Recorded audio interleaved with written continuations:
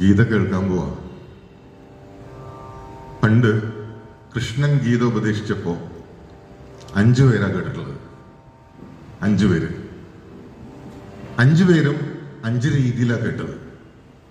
ഞാനൊന്ന് നോക്കട്ടെ നിങ്ങളുടെ ഏത് രീതിയിലാണ് കേൾക്കാം.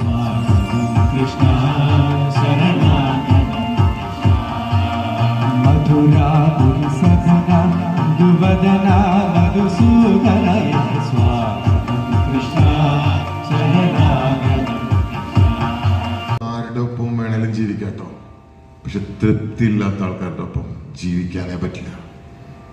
കുറ്റം ഇങ്ങനെ ഗൂഗിൾ ചെയ്ത് കണ്ടുപിടിക്കവര്. ഇന്ന് എന്ത് കുറ്റം കണ്ടുപിടിക്കേണ്ടത്?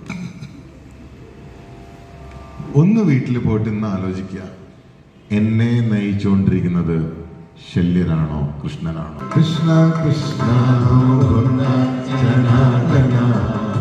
കൃഷ്ണ ഗോവിന്ദ നാരായണ ഹരേ അച്യുതാനന്ദ ഗോവിന്ദ മാധവ സച്ചിദാനന്ദ നാരായണ ഹരേ. ഖണ്ഡിച്ചാല് എനിക്ക് തെറ്റിപ്പോവും.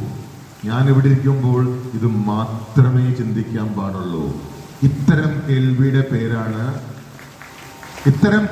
പേരാണ് പ്രേയർഫുൾ ലിസണിങ്, പ്രാർത്ഥനാപരമായിട്ടുള്ള കേൾവി. ഇങ്ങനെ വേണം ഭഗവത്ഗീത കേൾക്കാൻ. ഇങ്ങനെ ഒന്ന് കേട്ടു നോക്ക്, ജീവിതം മാറും. ഒറ്റ ഈ ഒരു ദിവസം Sachidananda Narayana. Everybody come on.